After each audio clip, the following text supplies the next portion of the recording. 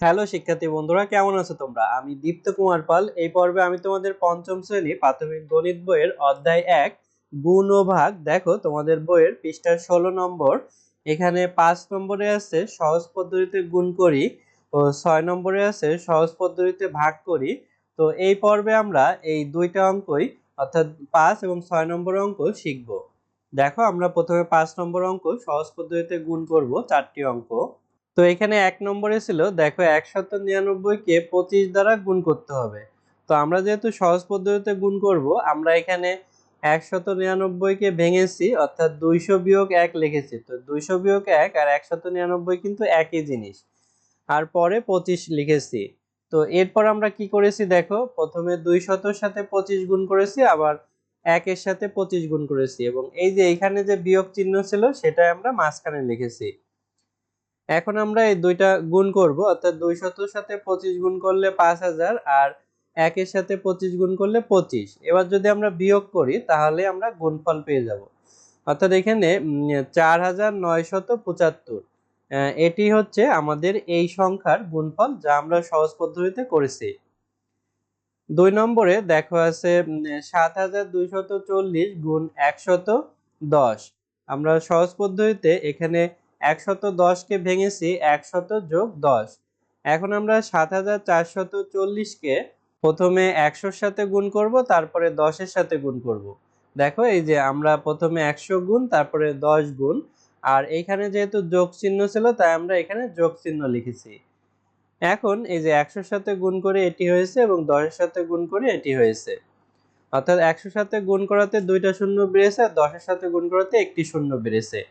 এখন আমরা যোগ করলে এই সংখ্যাটা পাবো, অর্থাৎ এটি হচ্ছে ৭,৯৬,৪০০। তো এই যে যোগফলটা হলো এটি হচ্ছে এই সংখ্যার গুণফল আর কি। দেখো এখানে ৩ নম্বর অঙ্কটি আছে ৪৫২০ কে ৯৯৮ দিয়ে গুণ করতে হবে। তো এখানে ৯৯৮ কে আমরা ভেঙেছি, তো ১০০০ বিয়োগ ২ এটা সমান হচ্ছে ৯৯৮ আর কি। তো এরপরে আমরা ৪৫২০ এর সাথে একবার ১০০০ গুণ একবার ২ গুণ করেছি আর মাঝখানে বিয়োগ চিহ্ন দিয়েছি। এরপরে এই গুণটি করে এত হয়েছে, এই গুণ করে এত হয়েছে। তো এখানে দেখো গুণ করার ফলে এই যে ৩টা শূন্য বেড়েছে আর এটা ২ দিয়ে গুণ করে ৪৫২০ এর ডবল হয়েছে। এখন বিয়োগ করলে এই সংখ্যাটি হয় অর্থাৎ ৪৫,১০,৯৬০। এটি হচ্ছে গুণফল। ৪ নম্বরে দেখো আছে ৬৫২০ এর সাথে ১০০১ গুণ করব।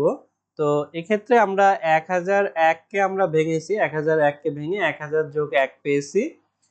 তো এরপরে ৬৫২০ এর সাথে ১০০০ গুণ করেছি আর ১ গুণ করেছি, মাঝখানে যোগ চিহ্ন দিয়েছি। তারপরে এই গুণ করে এটি পেয়েছি, অর্থাৎ এখানে ৩টা শূন্য বেড়েছে এবং এখানে ১ এর সাথে গুণ করলে ওই সংখ্যাটি থাকে। তারপরে যোগ করলে এটি হয় অর্থাৎ ৬৫,২৬,৫২০। এখন দেখো আমরা ৬ নম্বরের সহজ পদ্ধতিতে ভাগ করি, এই অঙ্কগুলো তোমাদের করে দেখাবো।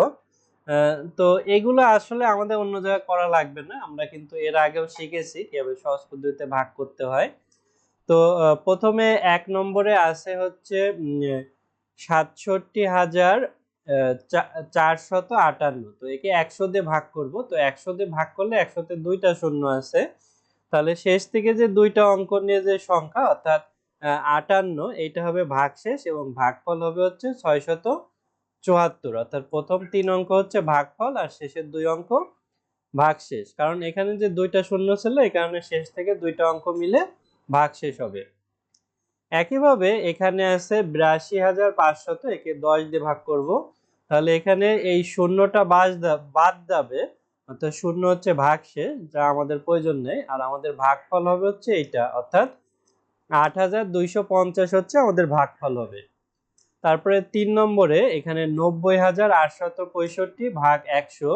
তো এখানে ১০০ তে যেহেতু দুইটা শূন্য, তাহলে শেষ থেকে দুইটা অঙ্ক ৬৫ হবে ভাগশেষ আর ভাগফল হবে হচ্ছে ৯০৮। এক্ষেত্রেও একই, ১০০ তে দুইটা শূন্য, অর্থাৎ এক্ষেত্রে কোনো ভাগশেষ থাকবে না আর ভাগফল হবে হচ্ছে ৮৫২।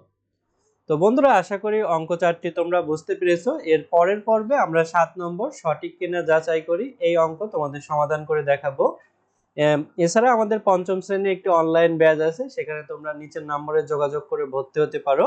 আমাদের ইউটিউবেও নিয়মিত ভিডিও আপলোড হবে, তাই ইউটিউব চ্যানেলটি সাবস্ক্রাইব এবং বেল বাটনে চাপ দিয়ে রাখতে পারো। ধন্যবাদ তোমাদের।